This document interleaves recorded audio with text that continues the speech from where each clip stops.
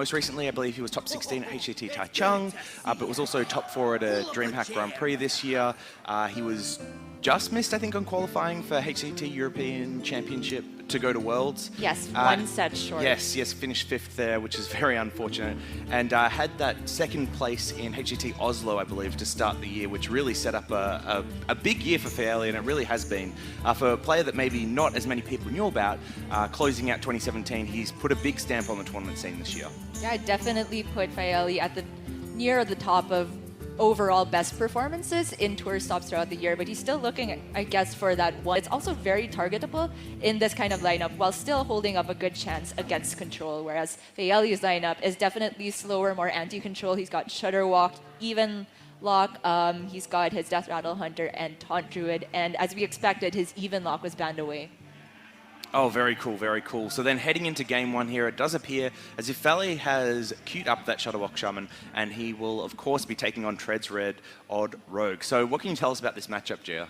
Well, a lot of people say that it's very slightly in the favor of Shutterwalk. People still argue about this, but I think it's very much so that Odd Rogue is that one deck that relies so much on Myra's Unstable Element to be able to refill. And we see that Tredsred has it already, so that's actually very good for him. But when that card isn't in the hand, by around turn 6, turn 7, for the Odd Rogue, it's very difficult for them to refill past the first wave of AoE. So one Volcano is often enough to blow up the Odd Rogue board.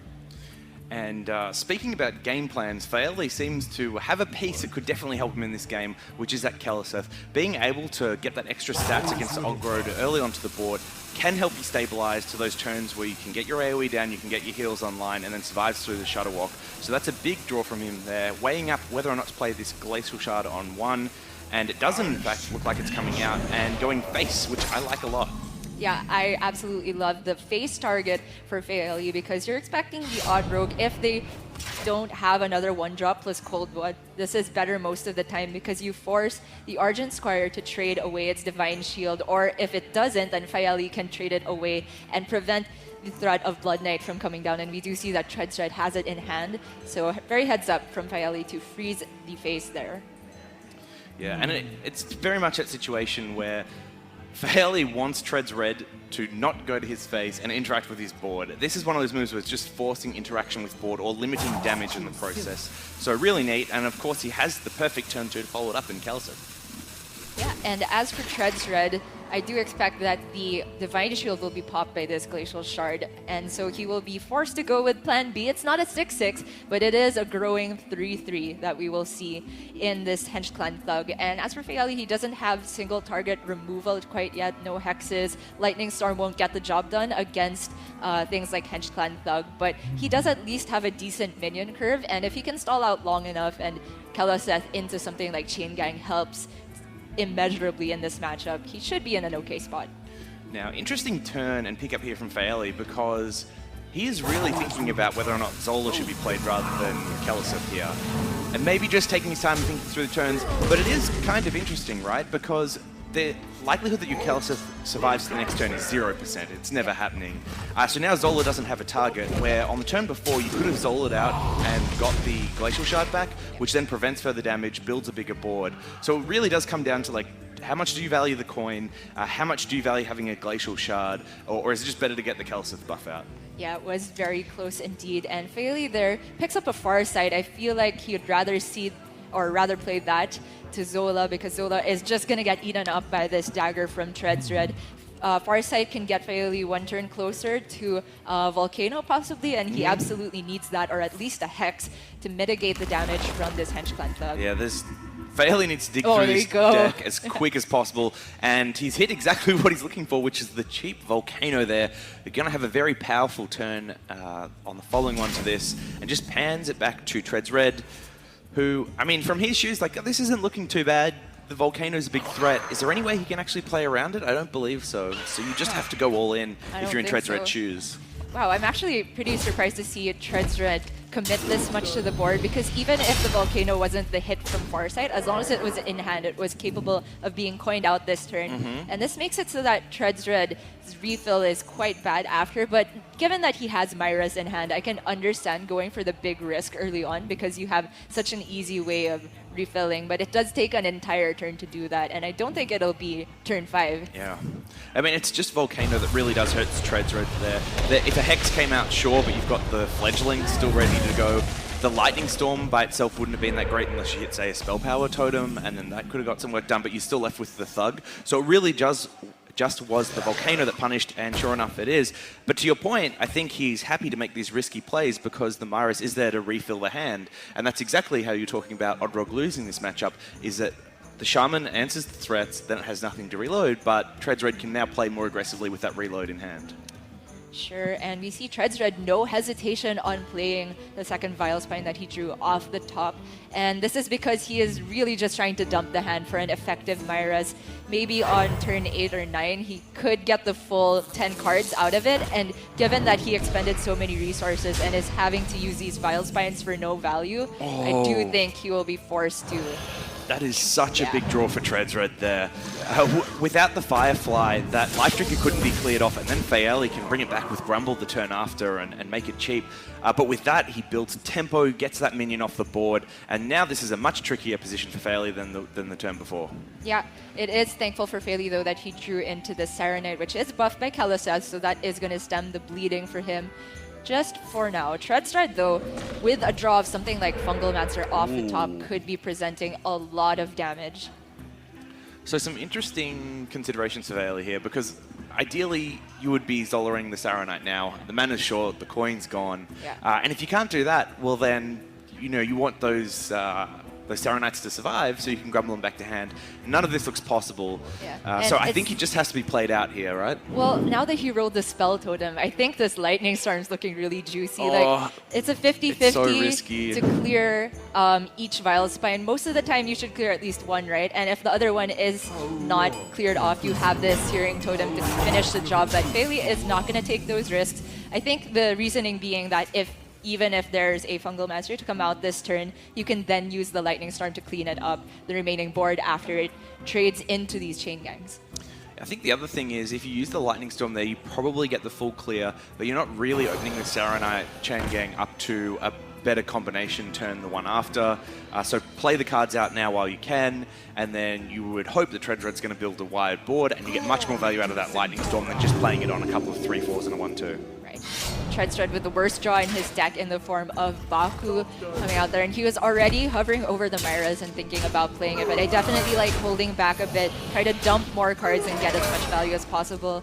Next turn, if he gets something for 3 mana or cheaper, he can go for a 9-draw Myras, which is quite a lot. This is a great pickup for Faeli here. The Lightning Storm with Life Drinker will clear off the board, have him having the presence, and with Grumble and Shutterwalk in hand and combo pieces already in the pool, this is looking like a really dominant position. Yeah, it is very fortunate for Faeli that the mana works out as well. Next turn, even with the 2 overload, he can just play out Grumble and then curve perfectly into Shutterwalk. So this might be the exact draw that can combat even a Myra's draw from the Odd Rogue, and Faeli's even ahead on health here. He's got tempo, he's got board, and he's got the better end game. The only thing that Tredsred now has working for him is the amount of cards in hand. There's a lot of resources there, but can he dump them in time to actually keep himself in the game? And I believe the answer is going to be no. Faeli just seems way too far ahead at this point. Yeah. It is worth noting, though, that Tredsred has a bunch of burst in hand. Just the South Sea Cold Blood is 10. We saw him hold on to the dagger there. I think he was trying to bluff that he wanted to attack into the Spell Totem, then he held it back, of course, because he's probably planning on going some kind of Deckhand plus Fungal Mancer turn next turn. And then he has double SIs as well. So from his perspective, as long as there's no Shutterwalk this turn, or Healing Rain. yeah, could get the job done. And Faeli, being scared of burst, is actually going to respect that and hold off on the Grumble for one more turn. I like this a lot. I think for Faeli, yes, the Grumble's nice there. It's the flashy play. But look how wide your board is, and you're threatening lethal. And the Rogue can't do anything about it. So it's just a line that guarantees you the win 100% of the time. Yeah, Faeli is just going for the more obvious, but even though I guess it's less intuitive to the deck the way it's built. But you get those Kalasaz starts, and you can just do it this way. And Tredsred is forced to go on the defensive and play out the Giggling Inventor. He does get some decent board presence this way. So the SI agent here can clear off the Zola. I would think so, yeah. chosen. And then the Blood Knight can take out one of the 1/1s just to help those Annoyatrons live longer. It's not a very good turn. I think you have to go face with the Blood Knight, and you can drop a Cold Blood onto it probably, and just clear off the Zola. Okay, I like that. I mean, you're in Tredsred's shoes here. You've got a lot of bursts in hand. Your fatigue time is going to hit you in a couple of turns anyway. So you need to make a risky play to try and get the win. The best way to do that is to get the Cold Blood going and start hitting face with everything. And using one Cold Blood like this allows you more mana to work with next turn because you need to be daggering up to activate the deck hand. And I assume he'll want to maybe play the Fungal Mancer along with it, and he can still fit in a second Cold Blood, or his choice of like fitting in SI, all the different combinations. Now, Faeli here has a little bit to think through because while he's very favoured from this position, you just want to make sure it's 100% before you close out the game. The Healing Rain can be played here, taking him back to full, but there are other options to consider with both Shudderwock and Grumble, of course, being in hand. Is there anything that sticks out to you, Jaya? Yeah, I think it's really awkward because he doesn't have an answer for the 7-3. Faeli, knowing that Myra's has been played, doesn't need to go for the whole Shudderwock win condition. As long as he can outlast what Tredsred has on board and in hand currently, then he can just win through fatigue. So I don't think he necessarily has to save the Shudderwock for later. But he did go for Totem first, which makes me think that it is just going to be this Life Drinker. And that means so much The Healing Rain has to come down too, right? Yeah. Because Tredsred has 14 on board. That's one off. So it's 13 on board now. And you're worried that Leroy is still in Tredsred hand. Now, we can see that there isn't one there. But from Faeli's perspective, you have to be concerned that that's a real threat. So there is 13 on board, 15 with Dagger, Southsea and Fungal Mancer is another 6. Another Cold Blood, 25. Yeah, it's not quite there. I mean, even if Tredsred could clear the whole board and then send everything face to Faeli, Faeli can just play Shudderwock, and with double Life Drinker, it's lethal, and the fatigue is even more on top of that. Yeah. So Tredsred just thinking through, is there any way that he can actually survive through this, and he's going to have his best shot, but we can see that it's all over for him in game 1. Yeah, it's just not going to be enough burst. Faeli with the Healing Rain there found the 100%, given that the second Life Drinker is there in the Shudderwock pool. Now, from Tredsred's perspective, of course, he doesn't know that the Shudderwock is there yet, so I think what he's going to do is just a halfway clear board and leave up the taunt and 1 minion. Send some of the stuff face. Ooh. So that's interesting. The trade-off on the double Life Drink is a nod to Grumble, right? Because Grumble would then be another lethal out. Oh, true. So he removes 1 out, but cannot play around the Shudderwock out, and now Faeli will be going up 1-0. And there it goes. The jaws that bite. And those claws will catch. And it's caught. It's caught Faeli a win, and he's going to go up 1-0 against Tredsred in game 1 here. A pretty interesting game to start the series, I'd say.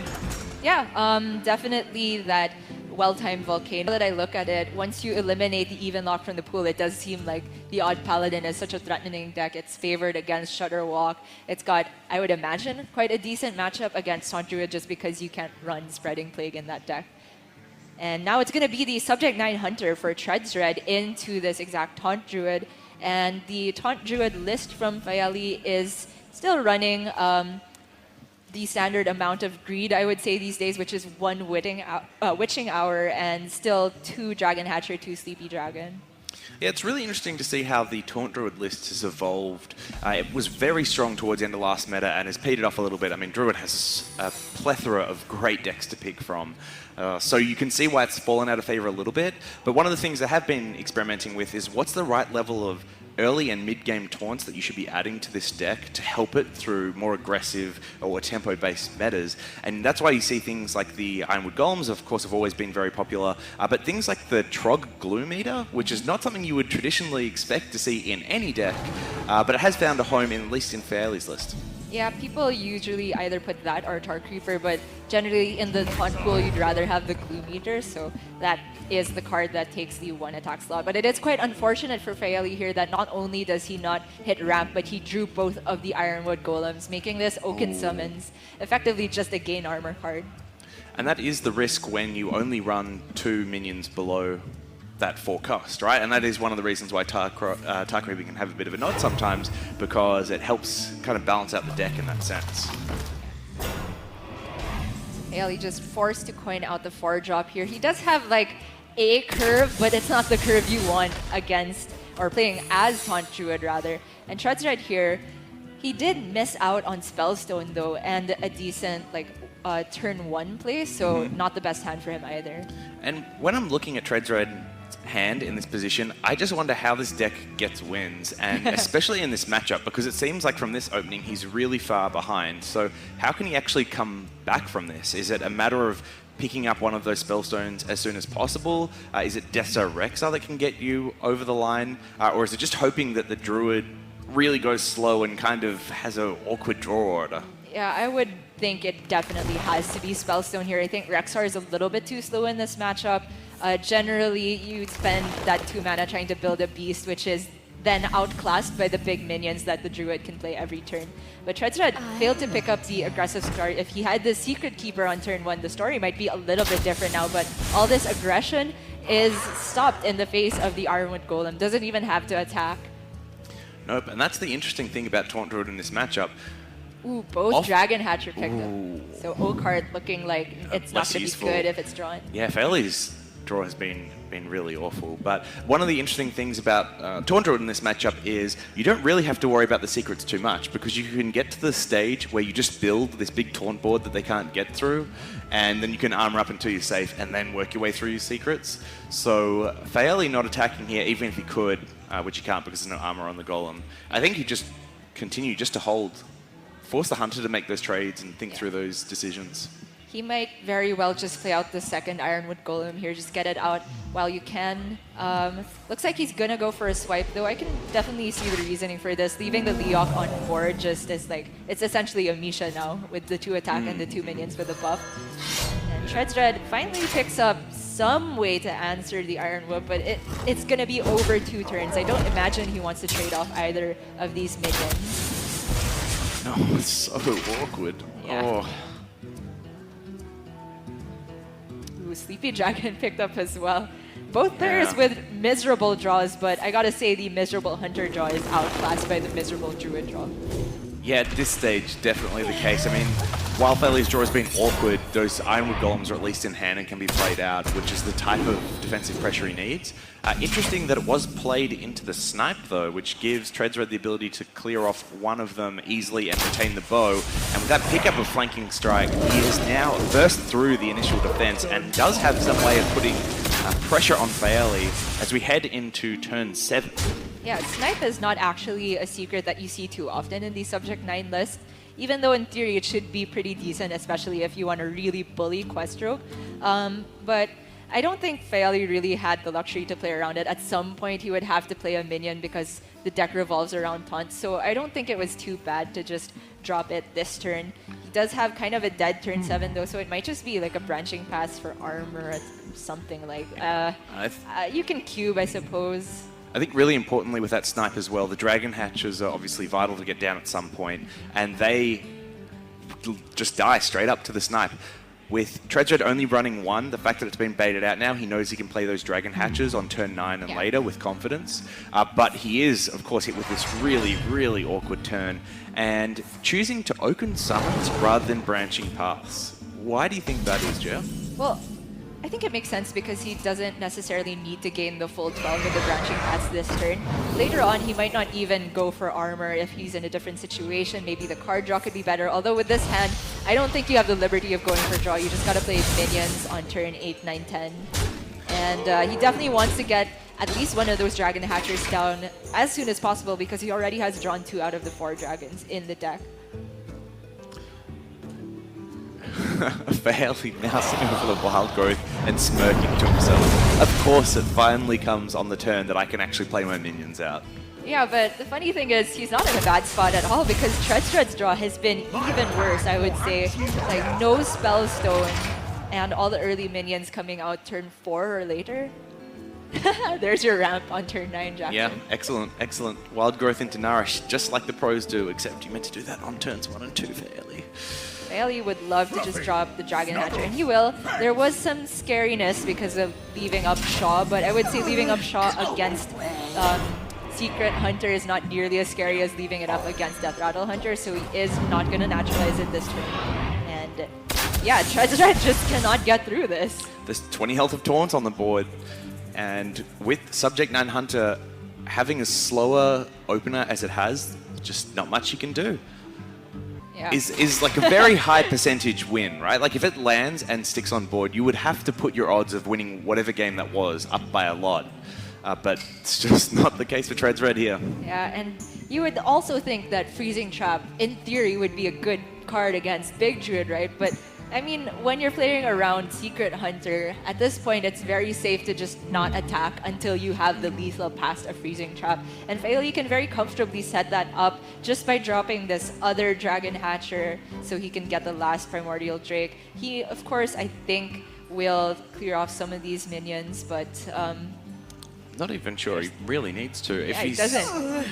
So, I mean, you can pop the Freezing Trap with the Dragon Hatcher and have played the other Dragon Hatcher. Yeah, I just completely But missed it's that there not- was one still on board, Jackson. That's Yeah. just like, what are you even gonna do? Yeah. My brain was trying to give Tredsred an out there, but it just didn't exist. No, and just like that, Faeli's gone up 2-0 very quickly, and it's funny to see a Taunt Druid game ending that quick without so very good against aggro decks, and I believe one Saronite Chain Gang. So there is a fair few options here for Faeli to fight off against aggro, and some techs that will definitely help that. Right. But what we've queued into is the deck we believe would be weakest from Tredsred, the Even Shaman.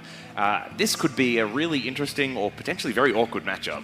Yeah, I'm a fan of the Even Shaman, and you are a hater. I'm a As hater. far It's as not I a good know, deck. so. Yeah, it's not a good deck. In this matchup, I don't feel like it's particularly good, but it's just a decent aggro deck that also has a good win rate against other aggro decks.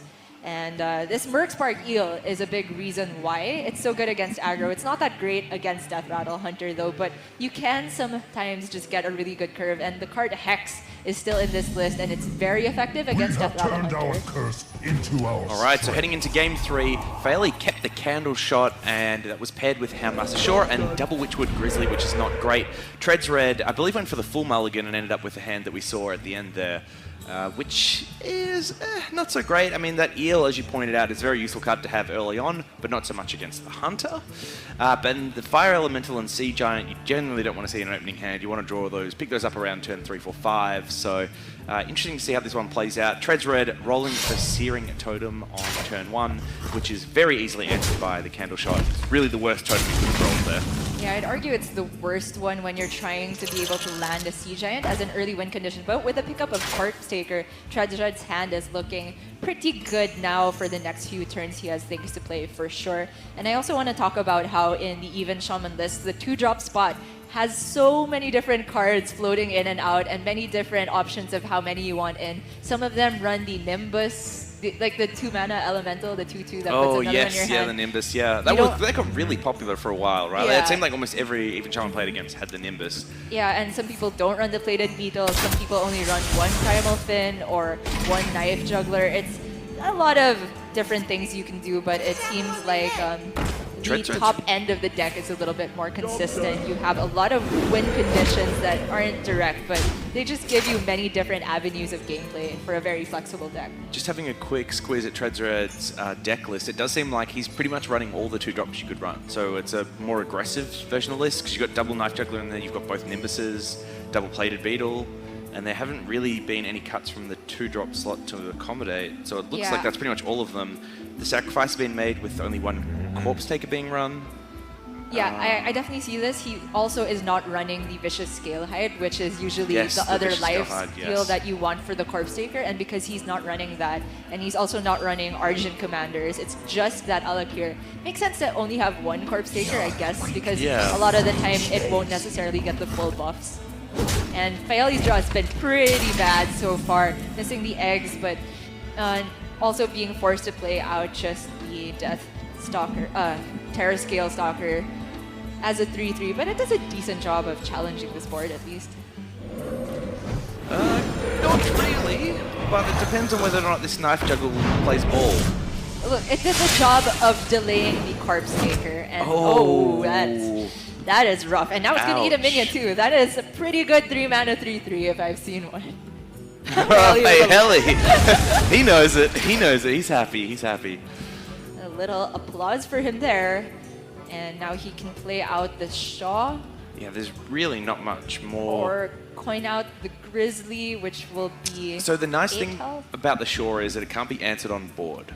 So Tredsred would need to find extra 2 damage, which means Direwolf Alpha, the Flame Tongue Totem, and I think that's it. Oh, the other Eel. So there's 5 cards that he hasn't seen out of the 27 that he hasn't seen that could possibly answer it. So Houndmaster Shore seems pretty strong just because there's a high chance it survives, and if it does, then Faeli's in a very good spot. The problem with the Grizzly is I believe it gets answered by a lot of the things that would answer the Shore as well, and you lose the coin. So Flame Tongue Totem still beats this, Direwolf Alpha still beats this. It is slightly better against Flame Tongue, I suppose. It's better against Eel, and you have to use more minions for the Direwolf Alpha, but effectively it still gets answered. So it sounds like much less upside for a lot more downside by going with the Grizzly. This Hunter's Mark pickup is really strong though. Now Faeli can clear off the Sea Giant and make sure that it doesn't value trade straight up into the Grizzly. Tredsred doesn't have Hex or Flame Tongue in hand, so it looks like the Shaw might even be protected going into a high main turn nonetheless. And you can see Faeli nodding. I bet that's to do with the music he's listening to, but you can tell that he's feeling it from this position. Definitely looks like he's stabilized a bit on the board. The Houndmaster Shore is all but going to survive. And now he has a Savannah Highmane that can be played with charge. Yeah. That's a really Rush, good but too. you might as well call it charge. Wow, that is super strong too. But with the play of the Fire Elemental, that actually makes it so that the Savannah Highmane can suicide itself on this turn. Yeah. But there's so many other strong options of play also. So the Highmane into the Fire Elemental, and then the 2/2s that come out can trade off into the totems or combine to kill one of the 2/3s. Well, and then you can use your existing minions on board to finish clearing. I like them just value trading into the totems, and then you use your 3 attack minions so to clear the other things. full value trade on the board. Yeah, because this is going into turn 7, which is before Hagatha, before Kalamos, so you don't need to respect any board clear from the Even Shaman. And playing from behind, the Even Shaman can almost never come back, even if they draw into the second Sea Giant. And the other thing to note as well is with the Houndmaster Shore trading into a 2/3, the Eel Spark and the second Fire Elemental can't kill it off. It'll be at 4 health still, so it's still protected for another turn. But Faeli going for the Mossy Horror here. Interesting line, and they get double trade in here. One thing that might be a nod to is that he doesn't believe the Mossy Horror will get another turn as good as that, while he still believes that the Houndmaster Shore will survive, and then you can just play the Savannah Highmane out next turn if you need to. Yeah, I can definitely see that. And so it is just going to be the second Fire Elemental now for Faeli. So the hold for Tredsred. So the hold of the Highmane for Faeli will work out similarly. He will always have a minion to kill off this Taunt Totem, and then the Savannah can then kill the other 6/5 on board. This is an interesting turn for Tredsred to work his way through, because he's looking at that Kalamos thinking that he's got AoE in hand for next turn. He wants as many as Faeli's minions as possible to end up with 3 health or less. I feel like the target onto Shaw would have given a very Strong obvious read. for Faeli. And Tredsred is instead just going to say, alright, I mean, the 6/5 on paper challenges the 3/6, but man, oh man, Faeli's deck is filled with very scary minions when they have Rush. Is the play dead useful here? I don't think so. Like, the consideration is that you can play dead and then combine the Houndmaster Shore with one of the 2/2s into kill, and then leave the Savannah Highmane untouched on board. But whether or not that ends up being better, probably not. I do think having Shaw on board still, even though it has less attack, is quite consistently good. And now Faeli has this opportunity to use Spider Bomb. And actually, his hand is looking kind of weak after the Spider Bomb gets played. King Crush can come down on 9, but Tredsred, I think at some point he's bound to draw a Hex. And if not, at the very least, he can put a Corpse Taker for Taunt in the way. And I think this is the, like, why considering playing the play dead on the Savannah Highmane the previous turn to leave it alive and sacrificing the Houndmaster Shore should have been considered, because the hand was starting to look at a point where you don't really want to charge out the minions, or they already have charge. So do you need to hang on to it anymore versus just having the extra damage on board, that extra pressure? So Spider Bomb coming down, and the Play Dead will of course come out. Sure will hit face along with the Steady Shot, pushing Tredsred down to 23. But in the scheme of things, that was a relatively okay turn from Tredsred's perspective. It wasn't as scary as what it could have been. So this, on paper, looks like an okay draw because he can at least clear the board now, but it does mean that the Corpse Taker is going to be pretty weak in the following turns. There are still some taunts in the deck. 50-50 to die to the... Yeah. This is very relevant because King Crush can go face this turn. And that just seems like Faeli's best play. And so if King Crush comes down and goes face and Tredsred picks up a Hex, that would be very impressive because he doesn't have any Hexes in his deck. Oh, does it? No, I believe oh that's... my gosh, I'm that's just what he looking at cut it for now. all the Yeah. I was like, Man. finally dawned on me what was cut for the 2-drops, apart from one Corpse Taker. Wow, I just always assumed Hex is core in this deck. Well, and that's part of, I guess, part of the reason why Faeli can play the King Crush with confidence. There's nothing that cleans it up, especially given you've already seen the... There is just taunt left for the Corpse Taker. I believe Divine Shields have been drawn already, so the Corpse Taker can get eaten up by the flanking strike, and the King Crush will have another chance to go face. Let's see if Faeli can live the dream and hit the Carnivorous Cube. And he does! Oh my god. That's Crush Cube that Play Dead. 3-0. And that's going to close out the series. Faeli taking the 3-0 over Tredsred. Wow. Wow, I indeed. mean, he was already in a dominating position, but the style points were there, and Faeli knows it, gives the shrug. And Tredsred gives a bit of a smile. He knows that there really wasn't much more he could have done in those series. Games were just not really winnable. The decks drawed awkward.